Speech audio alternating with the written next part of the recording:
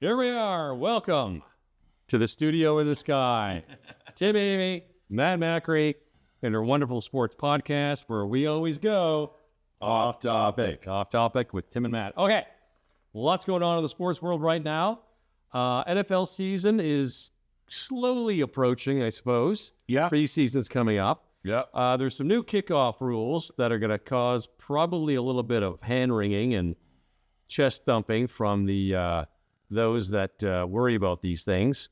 Why don't you fill us in what's going on? So the more I read about this, the more I see about this, and as you can see on the screen here, we've got this is the alignment for the kickoff now, where the kicker's at the 50, people are lined up in the return team's area, right, facing off, and so they kick the ball, they can't move until the ball's either caught or hits the ground. So there's none of this big wind up, run down the field. Right. And it's welcome. You talk special teams players or, Chase Claypool, 6'5", 240, 230, 240. Moves like a freight train. 4.440. Summit down there like a heat-seeking missile. So these returners actually get a chance to play the ball and get something going here. The blocker's got to block, the defender's got to tackle.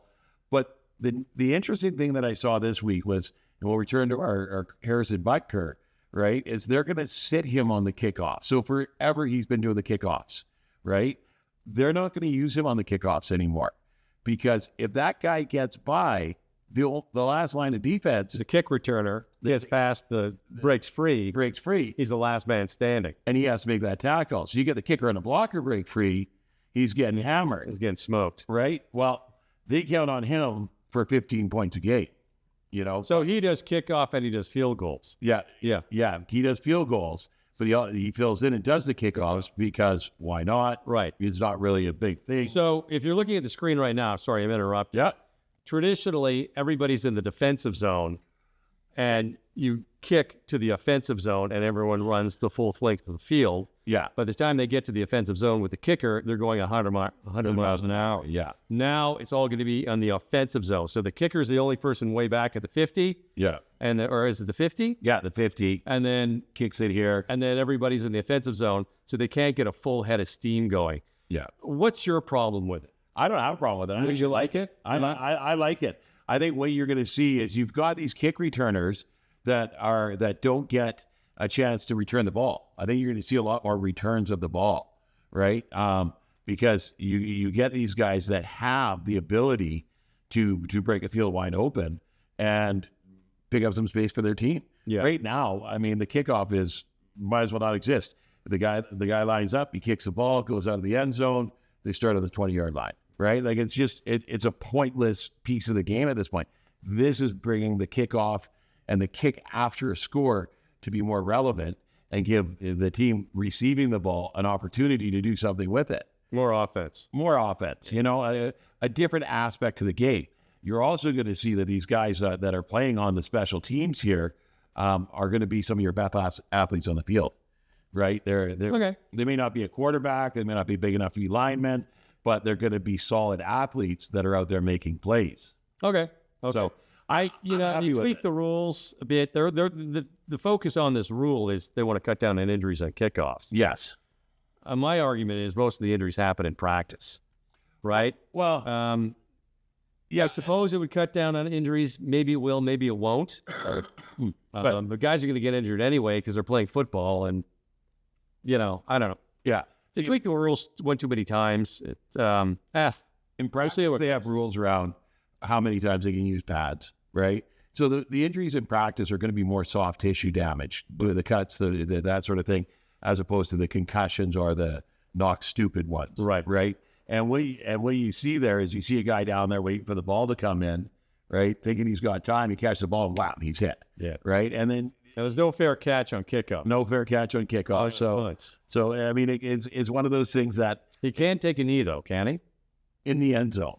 In the end zone. Not really. Okay. Well, I guess you can take a knee wherever you are on the field. You kneel down, right? But not too many people do that. No. But the majority of the problem with the kick is it's becoming an irrelevant piece of the game. You might as well just put the ball on the 25-yard line, right? Gotcha. Because the kickers are so good, they just bash the ball in the end zone, right? And so you're tying it back up there around the 20, 25-yard line, and then the game starts, right? It's a waste of time. really. So, All right. and you get special team guys just go for a run. Yes, this 60-yard dash down the field, Touch. Yeah. Okay. Fair enough. Okay. All right. So this is coming a few weeks away. BC Lions are in preseason right now. Preseason, yep. They won? They won last night. They lost last weekend. So after our game, or after our show, where they played, and they lost 30-6 to Calgary. Okay. But last night, they came back and they thumped the Elks 26-9. So It's preseason, too. I can't get too excited. well, Another thing, the Elks should have just kept the E like the old Eskimo helmets. yes, I don't like the new logo. That's me. I'm not a fan of the new logo myself either. The thing about CFL preseason is you see a lot more of the starters play. You'll see, because they're trying to iron things out a bit more, and you'll see a lot more of the starters play. Yeah, they get the rookies in there. Yeah, they get some second stringers in there. Big Cast-offs. But the preseason in the CFL is actually more exciting than the NFL preseason Oh, okay. because I thought you were going to say the regular season. Like, no, really? No. So, and then next week, we open up with, there we are, game Thursday, Friday, Saturday, Sunday. And I like this. And And this is regular season. this is regular season. Okay. I like this for the CFL, that they're doing these four different nights. They throw a game on because there's football fans, and I'm a Lions fan because I live in BC. I'm a Lions fan. There you go. But if I'm sitting at home and I'm like, oh, what's on TV? Look, Montreal and Winnipeg's playing. I'll click onto it. Defending Grey Cup champion Montreal Alouettes, I might point out. Just it gives you more reason to want to click into a game. yeah. Well, you feature the one game, Yeah, exactly. Yeah. So I like this layout, and I hope they continue with this. The season looks really good for the ability to watch games. I know they like on Labor Day. They always have their Labor Day matchup on the Monday, and I always seem to tune into that. I'm just trying to get down to it. When is that would be in September. that? Would be September. There we go. We got Edmonton, Calgary. They got the doubleheader going on, Toronto and Hamilton, and then Edmonton, Calgary. So that week there, you only got the Saturday, Sunday, and then the doubleheader on Monday. Winnipeg, Saskatoon. I think that is. I don't know if that's the game they call the Banjo Bowl, but the one of the kickers for the Rough Riders going into Winnipeg called their fans a bunch of banjo picking hillbillies or something like that. Yeah. So that game became known as the Banjo Bowl, and everyone dresses up like they're hillbillies. They got these fake banjos they make, and then Well, that'd be the week after when they're in Winnipeg. and when they're in Winnipeg, yeah. And the guy who said it, people have asked him, like, what's it like going back? Because honest to God, it's the most fun. I go back every year. People find me. They want to get their picture taken with me. They also, that's one of the things I love about the CFL, especially in the Prairie. It's they get the fun. Yeah. Right? It's just one more reason to have fun. Yeah. And CFL starting, I'll be watching my Alouettes and a little bit of the Lions. So Yeah. I think, and it's funny for me, we've got the Philpots playing, yes, right? And then we've got three more boys this year that got drafted that I've coached at some point. that's great. That's so exciting.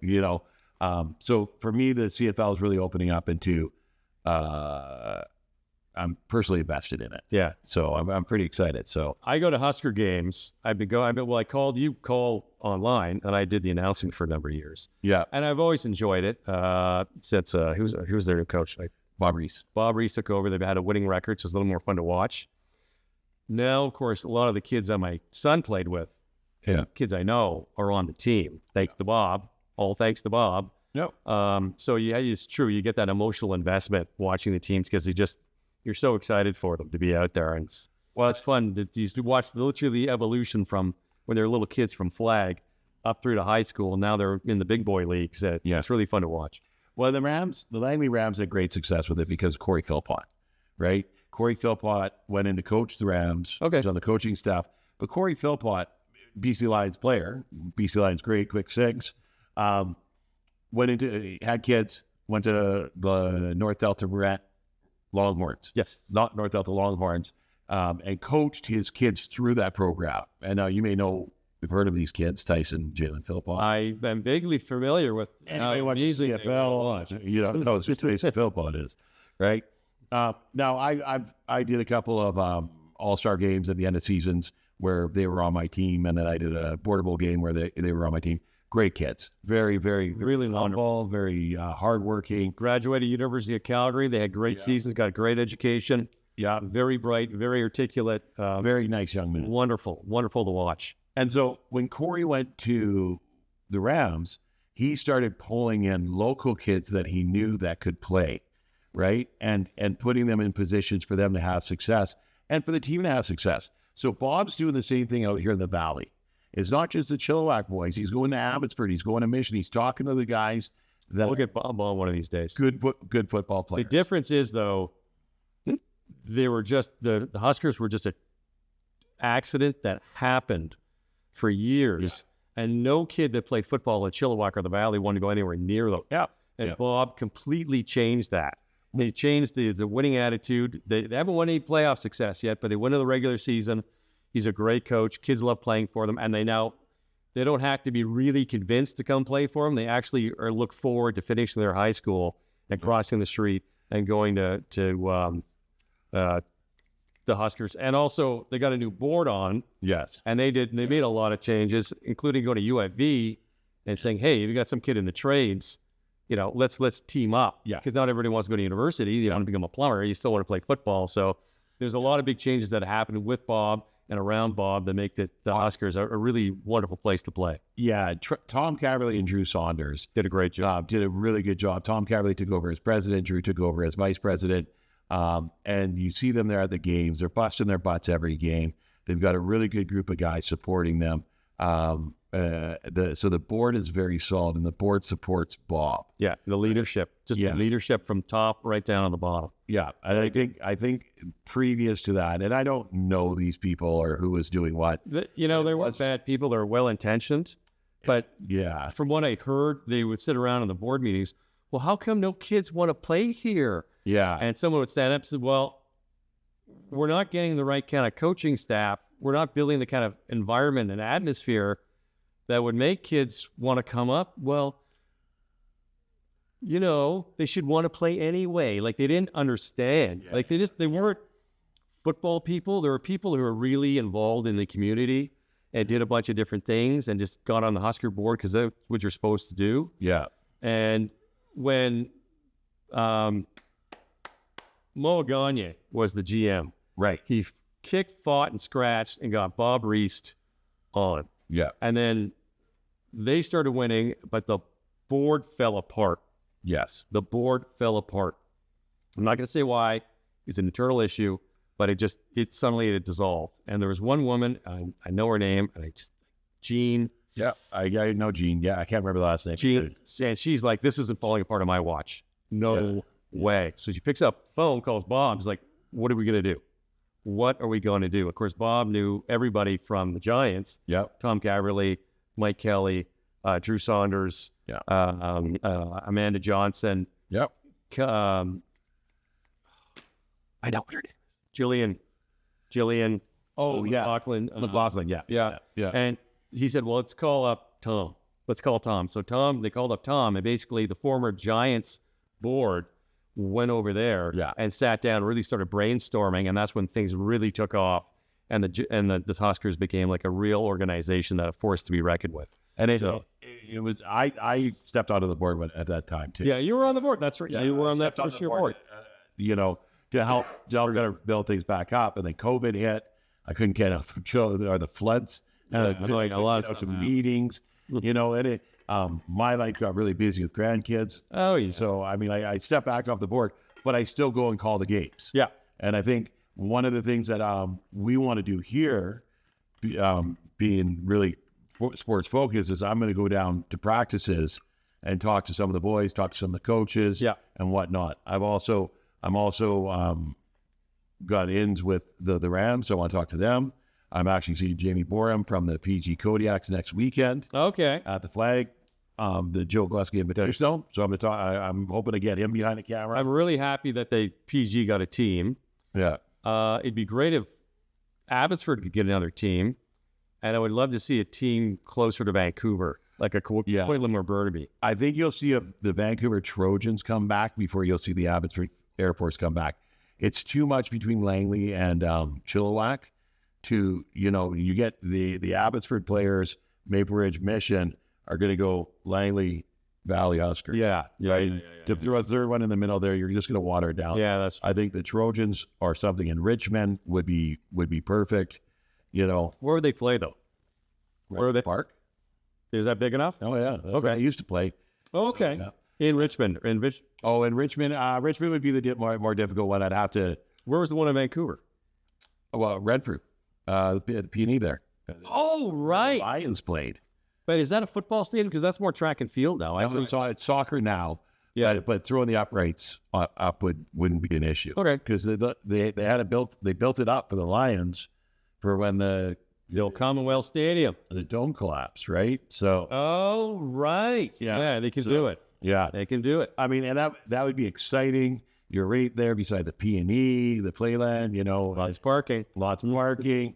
I love that section of Vancouver. Oh, me too. There's a cluster. There's a small neighborhood right near there. Yeah. And if you go along sort of outside, there's a really Tony neighborhood that looks as right up on the embankment. It looks out over the False Creek or English Bay or whatever, and you stare into the North Van. It's like really, and no one is Wall Street or Wall Avenue. Nobody knows it's there. Yeah. And it's like really. And Barb and I are driving one day. Let's check this out. We're like, wow, these are nice houses. Yeah, it's a nice part of the city. I really like it. It really is great views up there. But that whole area is a lot of very, very interesting. Yeah. You got a great restaurant along Hastings there. You do. Really good. Valley Bakery, and you're right on the border with Burnaby. Yeah. So you have that lovely stretch along Hastings in Burnaby, and then you have that cluster right at Nanaimo and right through that in Vancouver. So there's a nice big stretch there of really fun places to eat. Yeah. Great Greek place and really good good shops, and I deliver to there with work, so I know all this stuff. Okay. All right. So now Ticats have an interesting invitee to training camp. Yeah. And it's Tua's brother. And how do you pronounce his name? Taulia How do you pronounce your last name? Tagovailoa. Yeah, that's why everybody just calls him Tua. And Taulia. Yeah. He played with him. He backed up his brother in Alabama and then went to Maryland to become a starter. He's not the same caliber as his brother. I think the Seahawks gave him a tryout, cut him pretty early, and now he's plying his trade in Hamilton. And I hope it works out for him. This is good because it just creates some buzz in Hamilton for the Ticats. Well, if nothing else, this creates some buzz. But okay, so there we go. Pull this up here. There we go. Close to the deal with pull it up and Taulia Tagovailoa, brother of Tua. Oh yeah. Right. So you're looking here. Jim Kelly's son, Chad Kelly, gets drafted into the NFL. Just like ain't misbehaving. Oh, actually, you are. Taulia here gets drafted by the Seahawks. No, he got offered a tryout. Oh, right, got offered a tryout. Yeah. Seahawks, undrafted free agent at the end there. So he gets, he gets a peek at the NFL, but he's not going to play. No. And he's not going to play anytime soon. Chad Kelly got drafted by the Broncos, right? Wasn't going to play. No. Wasn't going to play anytime soon. But you come to the CFL, you can play. Not only can you play, if you can throw, because CFL is a throwing league, right? So you're going to excel. You're going to excel. And he did. I mean, he was a stud. Talking Chad Kelly now. Chad Kelly for the Argos, right? So we get until he met my Grey Cup defending champion Montreal Alouettes in the Eastern semifinal, and things shut down pretty bad. Yeah. Kicked their ass. Kicked their ass. But you're such a homer. I'm an ex-Montrealer. What do you want me to do? Yeah. You think I'm going to pull for Hamilton, for God's sakes? My Alouettes. He's drafted by the Broncos in the 7th round, 253rd overall. And he was Mr. Irrelevant that year. We saw how that worked out for Brock Purdy. It's Chad Kelly we're talking about here. Brock Purdy worked out for Chad Kelly, not so much. He then got cut. They got released for criminal trespassing. He entered a couple's residence after leaving to Von Miller Place. He's got a bit of a troubled past. Well, he thought he was at home. It was a couple doors down from his place, went into the wrong place, had too much to drink at a party, went into the wrong place. He played at Auburn and got kicked out of Auburn for, acting up, we'll say. and he went to Mississippi Community College, JUCO, restarted his career. Clemson. Thank you very much, Clemson. East Mississippi, yeah. East Mississippi, and then he went to Ole Miss. And did just fine, but he can't seem to keep himself out of trouble, and now he's being investigated, I think the term is, for inappropriate behavior or sexual assault or something. Yeah. This kid cannot keep himself out of trouble. If he can keep himself out of trouble, he'd have a great career. Yeah. Like even in the CFL, he'd have a perfectly solid career. But he can't seem to do that. Yeah. So not my problem. So it was a coach that made allegations of unwanted romantic advances and escalating into instances of threatening language. That's kind of serious. But then the Argos really fired the coach. So now it's a wrongful dismissal suit, and he's at the forefront of it, and the league investigation. So I think he's out for 6 games or something. I'm an Alouettes fan. But he was able to come to the CFL and have success. Look at his success. He came in and played 18 games. He played in 18 He's a great quarterback. There's no issues as his capabilities on the field. 4,000 yards, 23 touchdowns. Until he meets the Alouettes in the Eastern semifinal. Then 8 rushing touchdowns, He's good. No, he's really good. I got no problem. Yeah. I was actually kind of impressed with the Argos that they got a Chad Kelly of that caliber. Yeah. I'm like, wow, they got Chad Kelly? Like, holy smokes. This guy played D1, big schools. But, and we got a lot of good quarterbacks in the CFL that have just come straight to the CFL. Oh, yeah. But for Taulia, this may be a good opportunity for him. For the Ticats, who are perennial bottom feeders. Yep. This may be a good opportunity to get someone. You get a big name, people will go to the games, right? Yeah. And Hamilton, God love them, they rebuilt their whole stadium. They're downtown. It was a it was a really tough and steel town for a long time. And then when the steel mill shut down, the price of real estate dropped. Yeah. So everybody in Toronto who wanted, because they used to live in Toronto, everybody wanted to own a home, they would go all the way out to Hamilton and take the commuter train, go transit into work downtown every day. Yeah. And it was a long commute. But it was a bedroom community. Like I even sleep there, go for drinks after work in Toronto, and then just go home and go to bed. Yeah. You didn't really do much in Hamilton. So now Hamilton's had a real resurgence. Yeah. And they've rebuilt that downtown, and there's some, people can work from home. My son and his girlfriend live there now. She grew up there in Hamilton. Yeah. And she's a lawyer, works from home. Oh, nice. And he got a job around the corner, so he's not commuting anymore. So they live and work and do everything in Hamilton. And seeing, a good football franchise like the Ticats, or even getting minor hockey in there, that's a big deal. Like it gives people something to cheer about and get kind of excited about and go do. So yeah, it's really good. Well, very, very good. The one thing that impresses me with teams like Hamilton, Winnipeg Blue Bombers, Saskatchewan Roughriders, even when they're not doing well, there's still lots of fans in the seats. There's, what? I lived in Saskatoon for 3 years. I've lived in a lot of places, so I say this a lot. Rider Nation comes from the fact that there's no other professional sports in there other than a bunch of WHL teams, which unfortunately people really don't support that much. So then we get about 2,500 fans a game. Same with Winnipeg. Winnipeg had the Jets for a long time, but they're having trouble with attendance. Yep. But it's, it's the nice thing about football. It's the same day every week, pretty much. The tickets are cheap. You always have a good seat because the stadiums aren't very big. And it's, when you get rivalries between the Blue Bombers and the Riders, or the Ticats and the Argonauts, it creates buzz, right? So they do support the teams. It's a lot of it's because there's nothing else really to do, which is a little unfair, but it's good. I like it. I love it. See, this is the thing. You got Calgary and Edmonton. You got the rivalry going. Oh yeah, that's a great one. Saskatchewan, Manitoba, or Winnipeg, rivalry. Toronto, Hamilton, or Toronto, Montreal, BC. We get stuck with Ottawa. We get the Red Blacks because nobody else wants them. Here you get the leftovers. Where would we have? What city would host another CFL team in BC? If there ever was to do that, who would? Oh, Prince George. Prince George CFL? Prince George is a fabulous football town. What about Kelowna? Not Talos. Kelowna, Kamloops. They're both good. They got the population, though. They have the density. They do have the density. And it's midway, too, right? So you're not going way the heck up and way the heck down. Yeah, but Prince George, I love Prince George. CFL football Okay. A lot of those small, like Vanderhoof and all that, they have the 6-man teams and stuff. They have some really good. They develop a lot of really good players. Yeah. Really good junior bantam kids coming out of there. All right, 100%. And they got the PG Kodiaks, which are the BCFC team that they started up. Play against the Huskers and the Rams and all those guys. Yeah. And I have never seen a team that travels as well as them. We're at the Huskers game, and the Huskers fans kind of sit to the right, and the visiting fans sit to the left, because that's where the benches are, right? Yeah.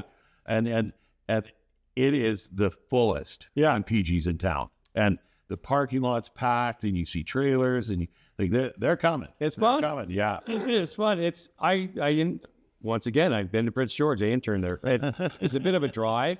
Warren Andrews, who you call the games, he grew up in that area. Yeah. And like going to Prince George was a big deal, and getting down to Vancouver to see like an NHL game was an even bigger deal. Yeah. So it's just nice to get out of town. And what do you want to do? Well, hey man, let's go watch our football team play in Chilliwack. Yeah. Because you can camp. There's who knows how many campgrounds, private and public, all around. Yeah. So you bring your trailer, you drive down, you make a weekend out of it, you take your holiday or whatever. You get out of town, it's fun. It's, of course, being down here, it's a nice place to be. So, yeah, but very good. I think they were also that Rumble in the Rockies. I think there was a Prince George team went over there for that as well. Oh, probably. Oh, yeah. The flag. No, the one that Wayne went and did up in Red Deer, I think it was. Yeah, but wasn't that? No, that was tackle football. Rumble the Rockies. Yeah. And I think they went over and did that. I'll have to Google that. Yeah, they did. We got the voice of reason out of the back. From the cheap seats. All right. Yeah. Okay, so that's good for football. Yep. Now, this is a story I like, and I'll tell you why I like this story. I sound like Don Cherry here. 50 years ago today, Chris Evert and Bjorn Borg won the French Open. Right. Now, sitting here, telling you this, you're kind of like, who cares? Who cares? I grew up I came of age in the 70s and the 80s. I'm 56 years old. These two people were household names. Yes. I like this story for one reason and one reason only. They were the pioneers. Nobody cared about tennis one iota until these two came along. Yeah. They were household names for years. Bjorn Borg with his good looks, and he had the beard with the band and the long hair. Yep. He was a rock star. Yep. He was a rock star. Nobody cared about tennis, so these two came along. The year before, it was 1974. 73, they're both coming out of the junior leagues. They play their first major in the French Open. They both lose. Chris Evert said, I was too relaxed. For some reason, I went in there, and I didn't have that killer instinct I did in the junior years. The next year, they came in, and they stormed it. They shut everybody down. They had just a bulldozing tournament, and then they took off. They won at Wimbledon, the U.S. Open, all that kind of stuff. What you have to understand, without Bjorn Borg and without Chris Evert winning in 1974, you don't get the Williams sisters. You don't get Rafael Nadal, Agassi, Pete Sampras, Martina Navratilova, Steffi Graf. They were the pioneers, and people forget. You watch basketball, and it's like, who's better, Jordan or LeBron or Steph Curry or whatever. If you like that stuff, thank Wilt Chamberlain and Bill Russell. They brought it up. If you like watching Tiger Woods, thank Arnold Palmer, because Arnold's Army, he took it to the next level. Suddenly, everybody cared. Not just people who play tennis, because it's kind of, you don't play a lot of tennis. Like tennis, there were public courts, and you, lucky enough, your parents were rich. You went to some fancy tennis school at some fancy tennis club or the golf club or whatever. But most of the people did not care. Suddenly, everybody cared, and all the young girls had pictures of Bjorn Borg or posters in their bedroom, and the boys maybe had a picture of Chris Evert underneath their mattress, and that sort of thing. She was a beautiful young lady, but you see a lot, and that sold it. She really both good-looking, sexy people, and that really sold the sport, right? And you got Bjorn Borg. He comes out, and like you said, the long hair, the unshaven. He didn't look like what a tennis club should be. Like tennis club, he had the red shirt instead of wearing white, like he was supposed to. And he broke the stereotype rules that made everybody go, "What's that?" Yeah. And then you look at it in the '80s, the late '80s, when Agassi came out. God awful outfits, just trashy. But everybody loved him, and everybody wore them. The hair, he wore the outfits, and because Bjorn Borg inspired him. Right. Because he was a kid when that was happening. He watched that and he was like, I want to do that. And the crazy thing is, and it's almost laughable in today's standards with the way sports have advanced, they got good and they won so much because they introduced the backhand, the two-handed backhand on a return. Yeah. I mean, no one thought of doing this before. It's the craziest. Like, you think about it now, like a two-handed backhand? What? But, and I'd have to look up the history of it, but that's like the forward pass in football. Yeah. No one ever threw the ball forward. Yeah. And then somebody Johnny did. Unitas. Johnny Unitas came along. And he threw the ball, and they're like, you could do that? Yeah. Well, there's no rule saying you can't. Yeah. Right? And so they started, the forward pass started, and it revolutionized the sport, the designated hitter, Yeah. you Another one. But I mean, going to baseball, Yeah. there were a lot of big names in baseball. The Jonas Wagner's, Ty Cobb, Cy Young, all these. Babe Ruth. Babe Ruth was the guy, love him or hate him. He was a lightning rod. He made baseball popular. He was a bigger than sport personality. Yeah. And then people started tuning in. The Yankees started winning. Your Dodgers managed to win a game. The Red Sox came along. Ted Williams, Yeah. Joe DiMaggio. Yeah. There was that rivalry. Like, these are the people, the pioneers that are the reason we even care about sports in the first place. The rivalries. The rivalries and just the bigger than. And the nice thing about him, Bjorn, he was very, very quiet. Yes. And they called him the silent assassin because he barely say anything, and he just got on that court and he killed. John McEnroe was his American rival, Yes. and suddenly he was the mouth, right? So you have the hero villain, depending on who you are. And McEnroe said, European against the obnoxious American. right, Yeah. exactly. Yeah. And you can love him or hate him all you want, but they got people talking. And John McEnroe once made a comment. He goes, honest to God, when I look back at that, we were Celtics Knicks. Growing up in New York and growing up, as an American, me and Bjorn were Celtics Knicks. Yeah. Like, people really, really cared Yeah. and tuned in, and they wanted to see one win and one lose. And they're just superb athletes, and they're still involved in the sport. Chris Evert does a lot of color commentary, Yeah. courtside stuff, and they're just brilliant athletes. And 50 years ago, they changed the sport, and that's why I love that story so much. I don't care about their success. I like the way they just made people care about something that nobody else cared about before. And the thing is tennis is a sport. Like, you don't watch tennis like you do the NFL. If you like tennis, you watch tennis. Yeah. Right? It's like golf. People who don't golf don't watch golf. No. Don't play tennis, don't watch tennis. Right?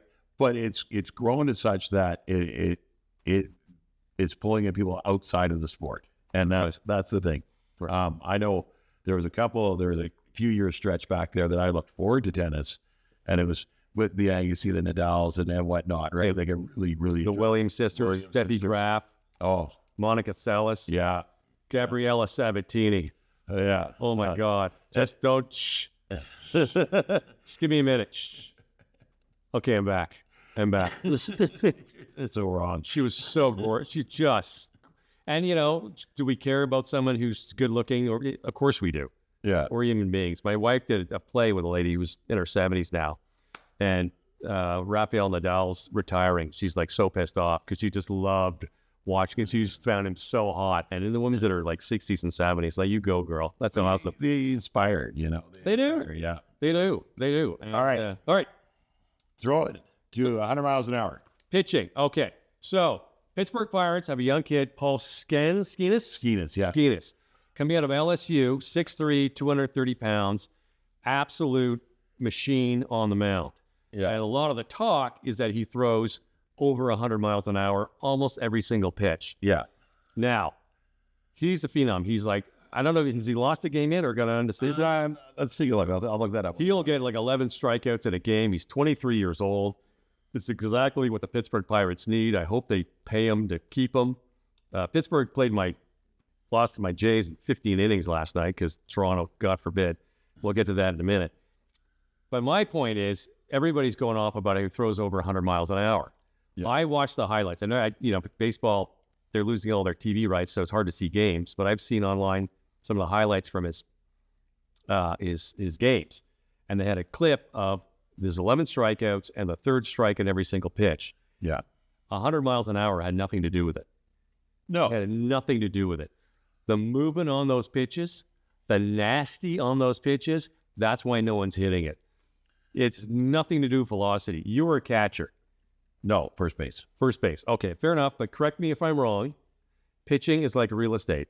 Location, location, location. 100%. Timing, timing, timing. 100%. Right? You can strike a guy out at 75 mile an hour off-speed pitch. A slow curve will mess a guy up just as much as the 95 mile an hour one.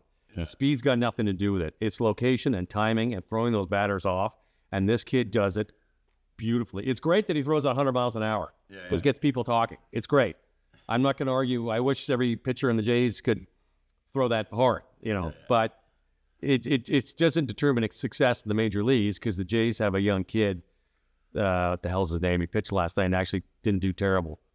Okay, brain farting. Anyway, whatever his name is, he's been throwing at 100 miles an hour forever, and he's really not that good. So, but it gets people talking, and I hope he's successful, and I hope Pittsburgh keeps him and builds a team because the Pirates have some young, good talent on that team that are just raw, and they're Nelson Cruz, I think, is their shortstop. Yeah. He's 6'5", runs like the wind, and throws the ball from short to first at 90 miles an hour.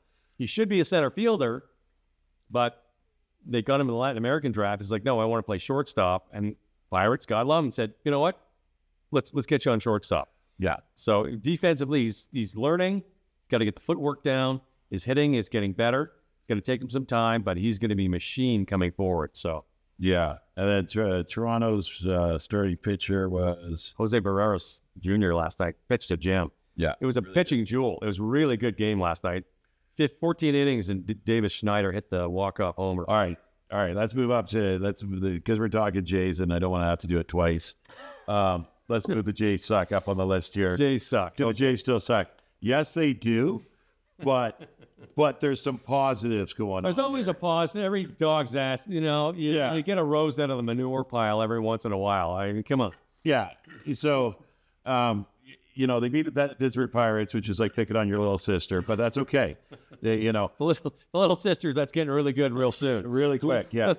But here, that Davis Schneider is just impressive. Every time I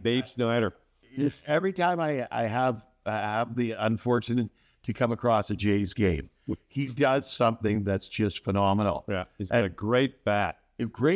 Fielding's fabulous too. He's a really all-around good guy. And years in the minors, years in the minors. Yeah, but the one thing I want to point out about him is his mustache game. It's awesome. His mustache game is on point. If you have a mustache and it does not look like this, you need to go shave.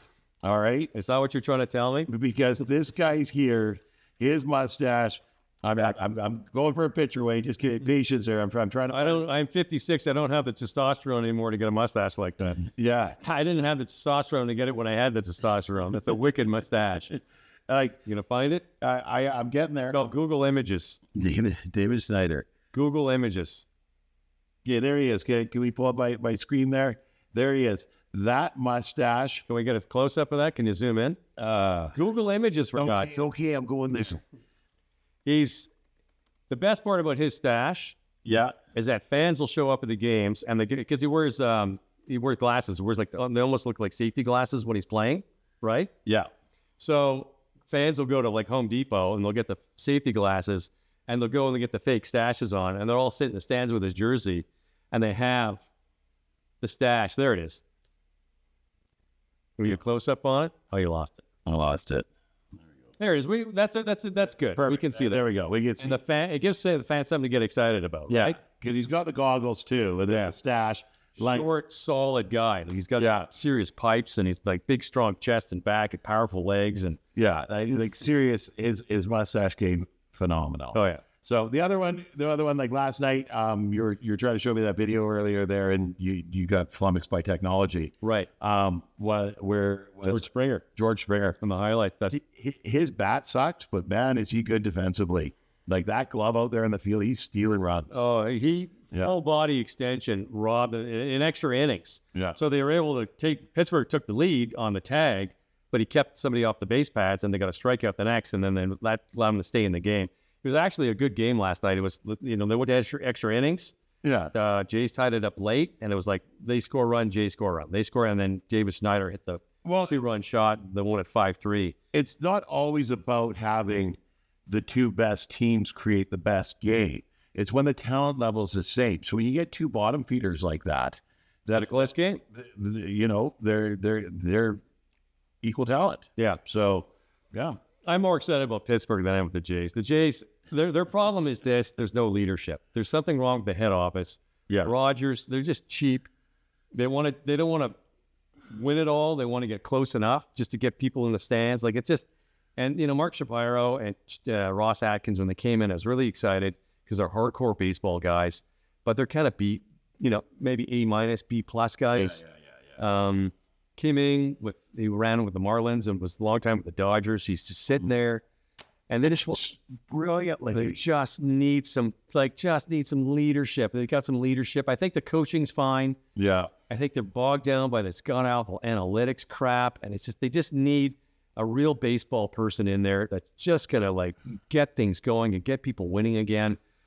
They just went all in on defense. It's like, this is so boring. Like, you can't win every game 1 or 2-0. Well, and the pitching sort of stumbles a bit. Here's Alek Manoah goes on the DL, and Trevor Bauer is just sitting there in Mexico crushing it, and they won't touch him. Throw some balls, take a chance, get nothing to lose. Give him a 1-year contract. If everything blows up, you cut him loose. You haven't missed anything, right? Yeah. Like, God, guys, come on. Well, and here's the thing that teams get stuck in their own philosophies. Right. Right. And they're afraid to make change because they're like, we believe this will be successful. We just have the wrong people in place. No, at some point you have to admit the philosophy is the problem. Yeah. And I think that's one of the things, and call me biased, call me a homer. That's one of the things that I think the Chargers realized this year. Jesus, not again. I haven't talked about the Chargers in a few weeks. Thank God.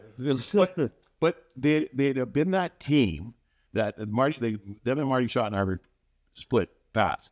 And then they were like, we're going to find the next up-and-coming coach, and he'll grow with the team. And they hired unproven head coaches. Yeah. Good coordinators, good positional coaches, unproven head coaches, right? And this year, they're like, okay, that philosophy doesn't work. Bring in Harbaugh. Yeah. Let's spend the money. I'm tired of screwing around. Bring in Harbaugh. Yeah. We need a change in philosophy. We need a change in culture. We need to go in another direction. And I think the Jays are going to get to that point where they're going to say, hey, we need a change in philosophy, not just a change in leadership, but our whole company philosophy. Because when you fire the GM or the manager or the front office, you still have the board there. Yeah. And they create the direction the team's going to take, right? And they've got to change their philosophy. Part of the problem with a lot of companies this day and age is the accountants and the actuarials have taken over. Yeah. When the Jays were winning back in 92, 93 and had that 13-year run-up of winning seasons, which was a record, the Yankees powerhouse were the only one that beat them. Yeah. Came along, they had 13 straight winning seasons. I mean, that was a record. Like, other teams had 2 or 3. Yeah. Like, it was a big deal. They hired Pat Gillick. They already had Paul Beeston, who's just an accountant with no socks and a cigar. And the two of them teamed up together, and they let them spend money to make money. Yeah. And they had a good board, and the board just left them alone and let them do their thing. It's like, okay, you guys are the experts, so we're not going to tell you what to do, but just you got to report back, okay, what's going on. And they, Pat Gillick, he was stand pat for a long time. Then he made some trades. And then Gord Ash, not really behind everybody's back, and said, you know what? Dave Winfield's looking for a team. He's a free agent. Why don't we hire him? So Gord Ash, he was the brain for us. They said, you know what? Okay, go for it. You call Dave Winfield's people, see who wants to play. And Jays were on the cusp. Yeah. Dave Winfield never won a World Series. Yeah. And they brought him in, and that was the trigger, right? Yeah. And he was Mr. October, or he didn't do too well, right? In the playoffs, as George Steinbrenner pinned him, but he got that double that got them ahead against Atlanta that allowed them to win. They got that monkey off his back. And then they brought Paul Molitor in the next year. Yeah. And he won the MVP for the World Series, hit 500. And that was the philosophy. Spend money to make money. You guys, I'm going to put you guys in charge. You do your job. I'm going to leave you alone. You guys know what you're doing. We don't. Just report back. Yeah. Then S.A. Interbrew bought Labatt's. And then it all went downhill, and then Rogers came in, and Rogers just doesn't understand that philosophy. They're cheap. I know so many people have worked for their news organizations over the years. After 5 years at News 1130, the first thing you do is update your resume. Because either you're going to hate it so much you're going to quit, or they're going to just drive you crazy and they're going to lay you off. It's brutal. It's brutal. So I don't know if bringing in a new GM or a new president is going to make a difference, because the people that own the thing, they suck. That's my point. Like, this is our controversy. And wanted a controversial thing, this is it. See this guy? This guy.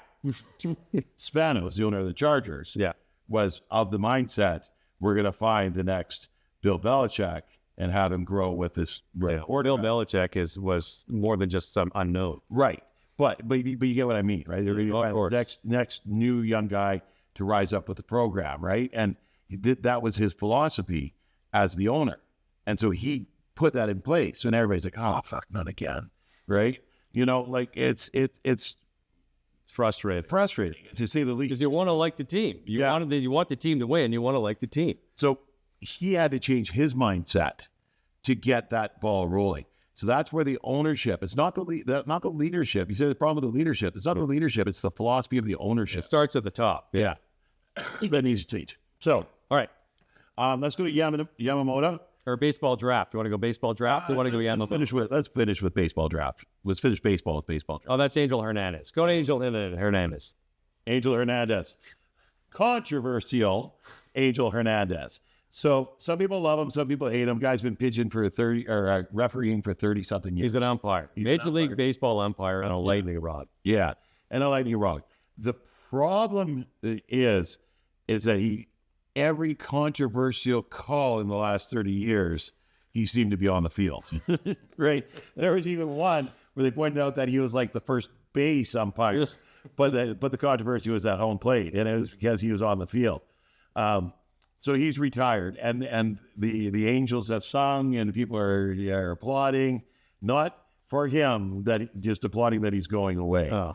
And I think the final thing was, there was a game last week where he called 3 obvious balls strikes. Then he threw out the manager of the team who came out to complain. He threw out the player who was at the plate because he was like, "You got to be kidding me!" Yeah, right. And so Major League Baseball called him in and had a conversation. I just read this yesterday. Had this conversation with him where they wanted him to get his eyes checked. And he retired instead. And this was the trigger for the retirement. Right. And you got to wonder, but here you got a guy like Angel Hernandez who loves the sport. Yeah, he does love the sport. I don't think he's out there maliciously or intentionally. It is the most thankless job. Yeah, being an official in any league, anywhere in the world. 100% thankless. And then, but you watch these catchers, and I watched this replay of this 3 strikes in a row. And so the ball's outside, and the catcher frames it in. Like he catches it and brings it in. And that's the trick, right? You have the ball here, and you catch it in there. Yeah, you frame it for it. And a good catcher frames really well. And what you saw him was he was looking where the glove ended up after the fact. And you watch that a couple of times, and you see that he's looking at where the glove is after the fact. Oh, that's in the strike zone, right? He's not watching the pitch, and I'm not sure if he's got at his age or maybe his eyesight or just the ability to pick it up in that area. But I mean, at the same time, as I'm not sad to see him go, because he caused that controversy, and he always gave those gray areas, right? For people to say, well, my team would have won if it wasn't for Hernandez. Right. All right. No, we don't need that. But he also did a thankless job for years and years and years. I mean, there's no glory in being an umpire. No. I've heard of him. I follow vintage baseball on Facebook, and this is the only reason I've even heard of him, and I watch a lot of baseball. He's the umpire. Yeah. Baseball in the offense, your success rate is 30%. If you hit the ball 30% of the time, you're doing really well. That means you're failing 70% of the time. Yeah. They track errors of all the players. Like, he's a human being. You can't blame the umpire. No. You have 9 innings, 2.5 hours to win a game. You can't win it in that time. Don't blame the umpire. Maybe blame the fact your team sucks. Like, somebody's got to win, somebody's got to lose. But in every story, everybody needs a villain. And for some reason, this guy's become the villain. And I don't get it. He's made bad calls. They all make bad calls. It's part of the game. It's part of the imperfections of who are. Now they want get rid of the umpires and just have it digitalized inside the batter's box, where the computer calls it fair. And no. Well, I mean, they're looking at that now too with football with the stick crew. Yeah, There's a conversation about getting rid of the stick crew and putting a thing on the ball that can tell where it is on the field. right. Right. But that's part of the game. Part of the game. It's part of the it. imperfections. Yeah. And the mistakes, that's what makes it exciting and makes you care and makes you get angry. If everybody did their job perfect 100% of the time, it'd be totally boring and no one would want to watch it because there's nothing to get angry You about. might as well just play it on video game. Exactly. Right. You might as well just play it on video game. Leave the guy alone. 30 years of that shit job, taking all that crap. But here's the thing: is Major League Baseball at the end of the year they go through and they review the umpires, right, and that dictates whether they get postseason games, Right. World Series games. They're under the microscope. They are whether It takes a long time and a lot of years of macaroni and cheese. yeah Pooling your money in a motel room to go buy a 6-pack between 5 guys because you're in the minors making shit, and it's finally you get to the majors. It's a hard, long road to become a Major League Baseball umpire. Yeah. You make very little money, probably make about $100,000 a year. But when you consider how many times you're away from home and how long the season is, that's not a lot of cash. This guy did it for 31 years. He deserves a lot more respect than what people are giving him. I'm telling you that right now. well and This guy's opinion. Hernandez himself, right? He took a payout and retired. Right. Right. They didn't kick him out. They didn't run him out. No. They wanted to work with him because he is a baseball mind. That's the thing. He's a solid baseball mind and knows the sport very well. There was just, especially later here in life, at 62 years old, there's some disconnect on what he's able to see out there and how fast it's going. And here's another issue. He's still doing it at 61. That's pretty good. And take a look at the picture of the guy. He's cut from steel at 61. Oh yeah, The guy's fit. God love him. Don't get me wrong, but you're not as. I don't even say this without being Sharp. sounding mean because I work with elderly here. You're not Be nicer to Wayne. mental. Be a little nicer to Wayne, okay? Your mental cognitive reasoning isn't as sharp as it was when you're 30. And you talk about that. You eat a lot of mac and cheese. You put in a lot of time. You finally get there, but you're not at your prime anymore. You're not. Not even close. And maybe the referees should be coming in a lot younger. And just because you've been doing it for 90 years doesn't mean you get to keep doing it. Yeah. Right? I've been wearing glasses since I was 35 when I started having to wear just readers. Yeah. At 56, I've got, regressives because I'm not progressing towards anything. I have to have, expensive glasses so I can see. Yeah. I'm 56 years old. You get older. Things break down. We don't want to admit it, but things break down. Watch the intro. You see my bald spot throughout the whole thing. Yeah. You get older. You can't do it anymore. And it's just 61. God, go hang out with your grand. And I don't say it to be mean or even just sports or anything like that. Yeah. Okay, so I'm an IT manager. I have 2 young guys that work underneath me, right? They do the majority of fixing the computers and running the systems because they're young, they're smart young guys. Physically, they're better than me, right? I'm older, I'm heavier, I'm broken a bit, right?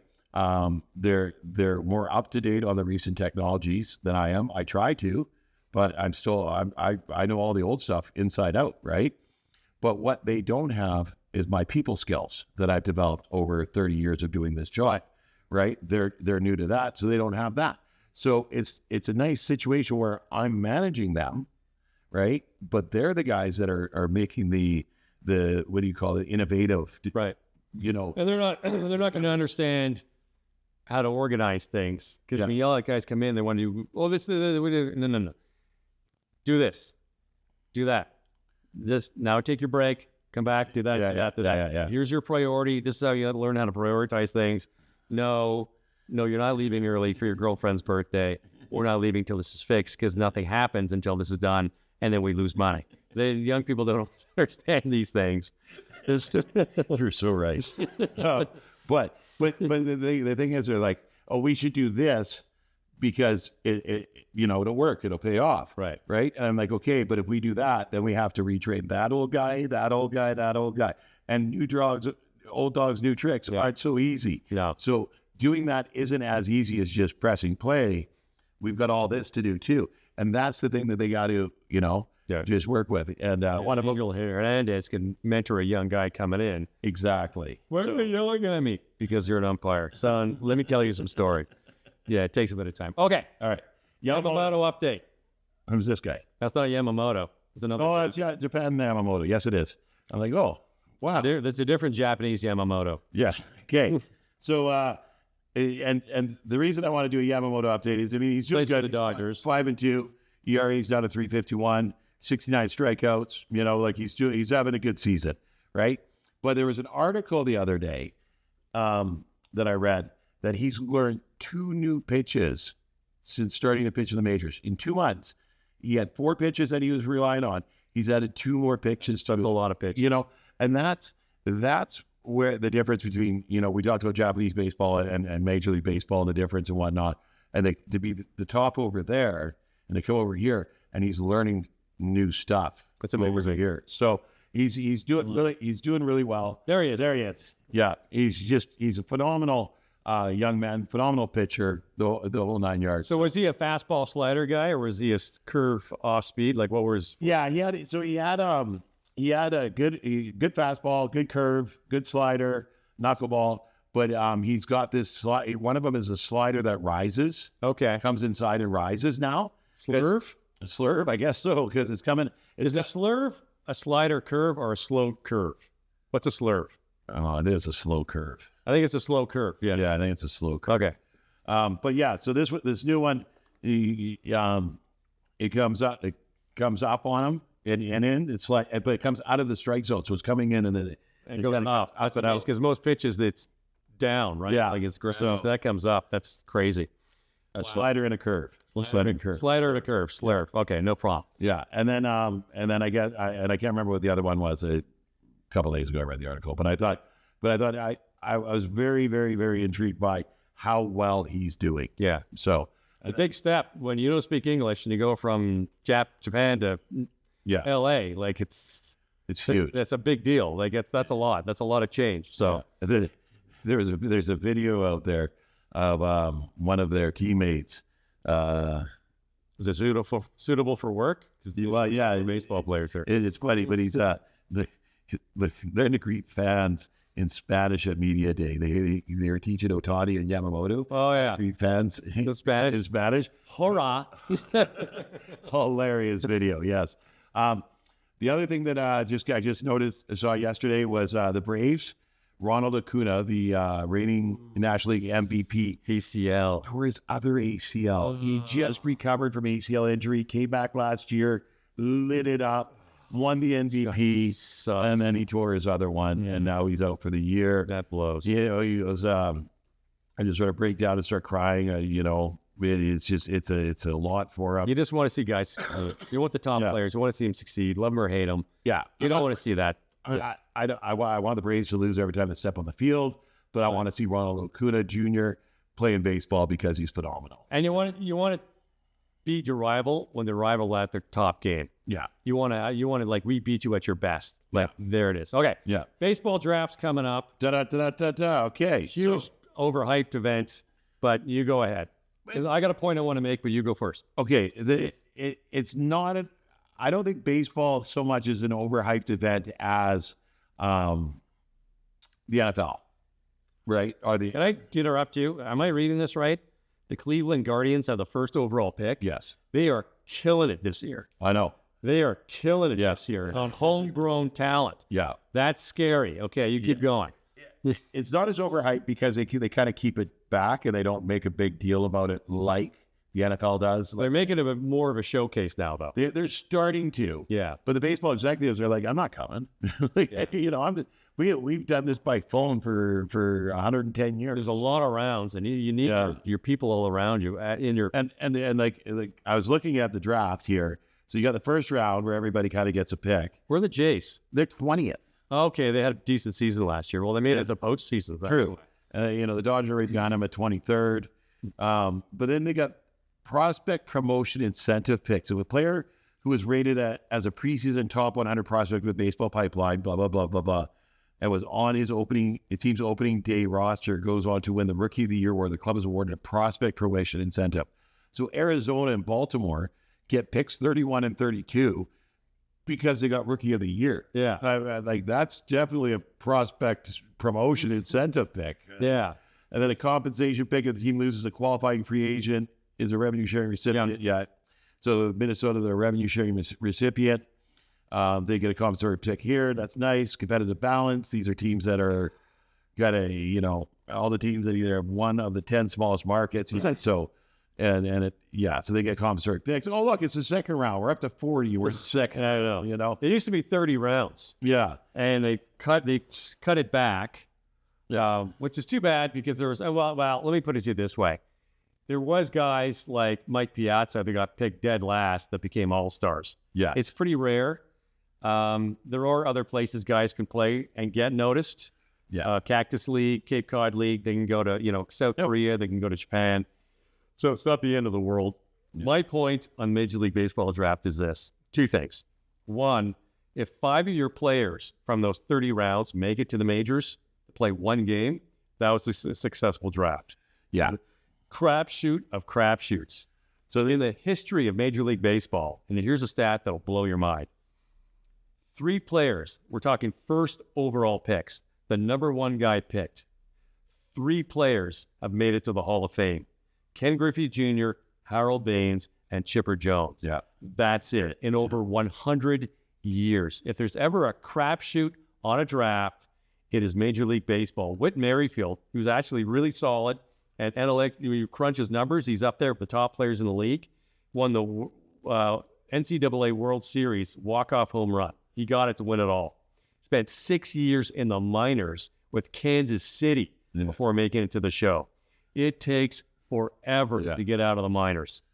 So here you get second round. Noticeably absent is the Dodgers aren't here, right? With the second round. Everyone's really upset about it. And so you look at competitive balance B round. You've been waiting through my whole spiel to talk about the Dodgers and the draft. Well, this is the point I'm trying to talk about, Tim, but you keep interrupting me. Shame on me. Okay. If a team that loses a qualifying free agent did not receive revenue sharing and did not exceed the luxury tax threshold, so they weren't poor enough that they got the revenue sharing, but they weren't high enough they got the luxury tax. They were in the middle there. They were doing everything right. They get compensatory picks.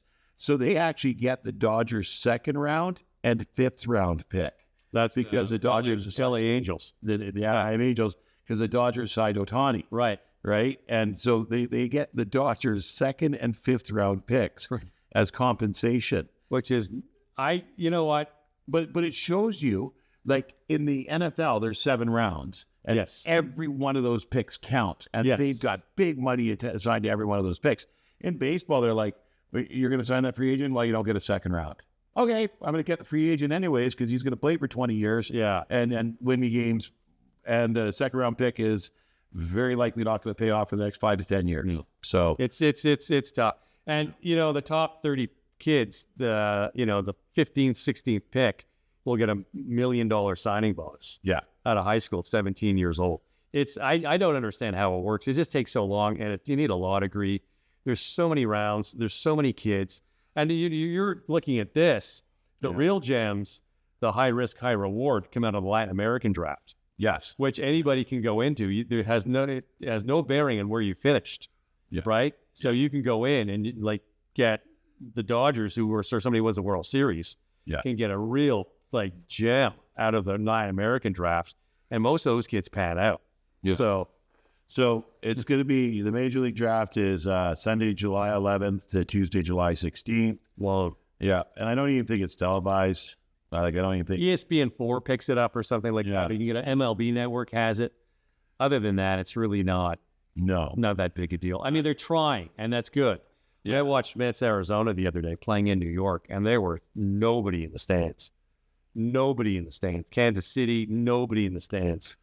It's just that's the thing. Like you say nobody in the stands. I bet you it's still about 5,000 people.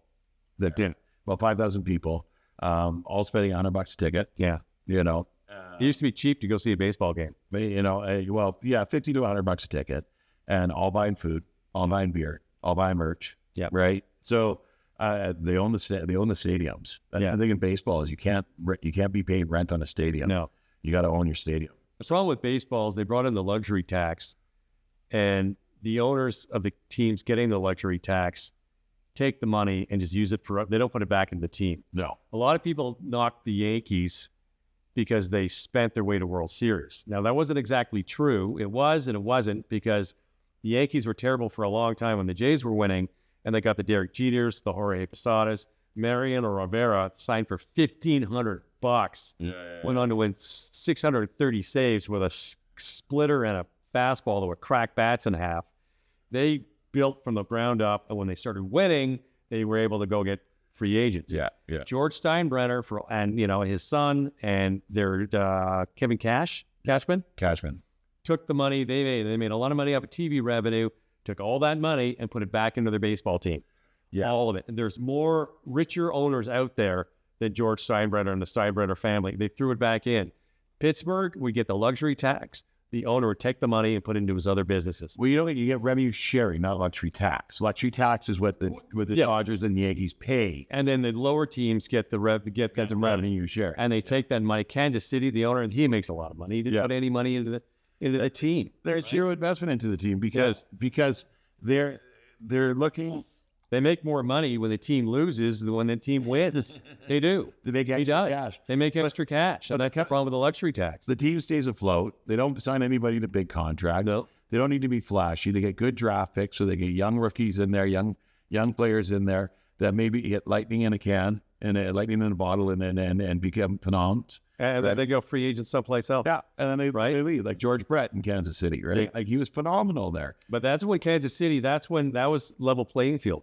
People showed up in KC, people went to games, and there was not a lot of TV revenue not like in today. And the KCs could compete against the Yankees, right? They had some phenomenal teams in Kansas City. They won the World Series in '85. They beat the Jays in the ALS after being down 3-1. And people showed up to the games. The the Expos in September would go into the St. Louis Cardinals at Busch Stadium. Both teams are 15 games out.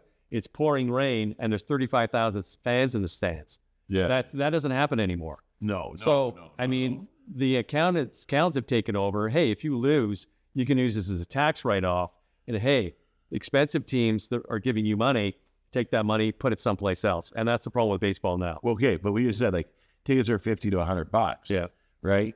Hey, where are the $10 bleacher seats? Because when you talk about there was 35,000 fans, is when you can still get in the game for $20. Oh yeah, we would go see the Expos games at the Big O. We pay $1. To play in the shit stands, and a hot dog was $2. Yeah. So you showed up as a kid at 14 years old with your buddies, and you all had $10 in your pocket. You ate like a king. Yeah. It was great. Yeah. It was cheap. You could go.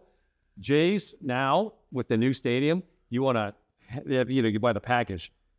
Burger, fries, and a drink is $29.95. Yeah. And the tickets are expensive. And it's a great new stadium. It's great. It looks nice, but it's a lot. You could take the day off work and get into the free stands, but you got to take a day off work, line up for hours in advance to get the bobblehead for the first 1,500 fans. And it's crazy. They don't have baseball's problem. We go back to leadership. They don't have a proper commissioner. They had proper commissioners that did their job, that suspended guys like George Steinbrenner and Pete Rose, and the owners didn't like it, and they fired them, and they have Rob Mansell, whatever the hell his name is. Yeah. Manfield, he's a joke. The guy's a yes man. He's a dumbass, and that's why baseball. They've lost. ESPN doesn't play their games anymore. No. They don't have national games anymore. No. They don't. They had Sunday Night Baseball for decades. It's gone. Yeah. No one wants to watch it, so it's like, we're not getting any viewership out of this. We'll show bass fishing and make more money off of Major League Baseball. And it all comes down to the front office. It's terrible. Well, and that's the thing. They don't realize. Well, and they may realize we just don't give a shit. Yeah, they're pricing themselves out. Yeah. But you go back in history to the Roman Empire. Yeah. Right, with the gladiators in the Colosseum. Right. They'd show up to that. Everybody came. And when there was lineups, they were like, we got to start charging for this. Right. And so the people that didn't have money could no longer come. And in the end, it was the rich people that had lots of room to sit. Yeah. Because they're the only people that could make it. Yeah. And here we are again, right? And the only difference between the two is that the Roman Empire took 1,200 years to fall apart. we fast-tracked that shit. We're going in 2. So if I'm Pittsburgh, I'm going to fill the stadium with water, and I'm going to get ships up there. They're going to have real-life battles. We're going to fill some seats. Angel Hernandez, here's a shield. There goes the Tiger. He hasn't eaten in 3 days. People are going to show up. This is how we're going to sell seats. Yeah. Instead of the 7th inning stretch. Hey, Angel Hernandez against the Tiger. I got Angel. I'm going to put my money on Angel. There was a beer ad years ago that got pulled because everybody went crazy. And it was the marching band playing at a high school football game. And now let's release the wolves. And they show an aerial shot. The wolves, the pack of wolves are coming out. And you hear them howling and everyone's cheering. And the team, they're playing. They all of a sudden, like, they stop playing. And they go a little off key. And they're like, they're all like running away. The pack of wolves are chasing them. It was awful. And it was, I don't know how they did it because it was before CGI. The dogs coming out and the marching band is like running for their lives. And everybody freaked out. It was the best ad ever. There's entertainment for it. Well, you know what? We're going to look for it on YouTube. We'll see if we can find it because it was banned. Like, everybody freaked out. It was the best ad of all time. It was just awful. Oh, my God, that dark sense of humor. All right. We got to start wrapping it up here because Joe Gluska's coming up. Okay, so the last thing we got is next weekend is the Joe Gluska Invitational Flag Football Tournament. Oh, that's awesome. I can't make it. My son's going to Chicago. I'm going to be there. I'll be there. I'm writing schedules for it this weekend. Yeah. But here we go. Here's a video for it. It's a labor of love. It's so much work, and it's an absolutely brilliant tournament. I got the call sideline reporting. It was a little weird doing it because you're kind of on your own, sort of doing this like dulcet tone thing because you can't talk too loud because the kids are playing. But it's a really great tournament. The kids absolutely love it. It's so well put on. The weather is always outstanding. Yeah. It's a perfect time of year to be in Kelowna. It's just beautiful. It's great. So there'll be highlights. Oh, a nice pick. Yeah. Nice pick. So, and here's the thing. Pre-COVID, 2019, I was actually the coordinator for it. They didn't call it the Joe Gluska Invitational at the time. It was the BCCFA provincials. And because BCCFA at that time was still was the overall authority for college football, right? There's been a shift in it. There's 2 of them, BCCFA, BCPFA. We don't talk about the stupidity of that. Yeah. So now, after COVID, it came back, and it was a lot smaller. The 2019, it was 228 teams, right? We had divisions, U10, U12, U14, U16, U19, over 3 days. U19s played on the Friday night. The rest of them played Saturday, Sunday. It was fabulous. COVID hit. We had to shut it down for a year. Got to bring it back a year later, and it wasn't as big. A lot of the teams, the BCPFA teams, stayed down here, and they do their own here in White Rock on the same weekend, and then the rest go up there. This year, though, because they changed it from just being the BCCFA provincial to Joe Gluska. Now, Joe Gluska, and I'm awesome guy. hoping to interview him. I know I'm going to have dinner with him next week, so I'm hoping. Nicest man. He's the most passionate guy. You meet him, you fall in love with him. This was his brain trust. Yeah. This was his idea years ago. He got them up to Kelowna. He started building this thing, and he just made this the beast that it was in 2019. Anybody that's worked on it can take credit for what they've contributed, but Joe Gluska built this. Yes. Right? And so after COVID 2020, it was needed to be renamed, and it was voted in. And actually, I proposed as the Joe Gluska Memorial, but somebody pointed out he's still alive, so we can't. It's going to be invitational for, so my bad, right? But he's still alive. We can fix that. Minor inconvenience. No, my buddy. He's a brake specialist. He can fix that, no problem. Joe Gluska is the king of dad jokes. He is superb. He's such a nice man. Yeah. I love him. And you meet him once. Yeah. And you meet him against like 2 years later, and it's like you've been best friends your whole life. He's one of those players. 100%. Oh yeah, 100%. He coached Notre Dame down here, the Jugglers. Jugglers. Is that Notre Dame?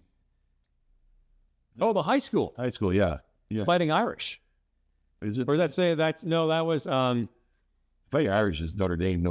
No, there's a Fighting Irish. College Fighting Irish. Vancouver College. Yeah. He coached there. I think he coached. I think UBC. He coached. He went to JUCO Yeah. when he was playing, and then did 2 years at JUCO and went back to UBC. And he spent his life as a teacher in Coquitlam. Yeah. And him and his wife retired in Cologne. Centennial High School. Yeah, and just great guy.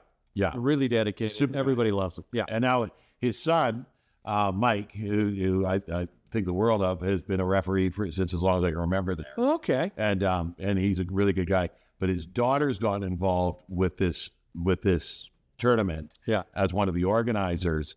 And her and Jay Spencer, who's the BCCFA flag football coordinator. Out of Pitt Meadows. Yeah, Meadow Ridge. They have actually got in teams from Calgary. Nice. So now it's becoming interprovincial. So this is the start. There's only 3 from Calgary. There's a U12, U14, and a U16. Start somewhere. Got to start somewhere. Yeah. So I will be there next week. We won't have a show next week.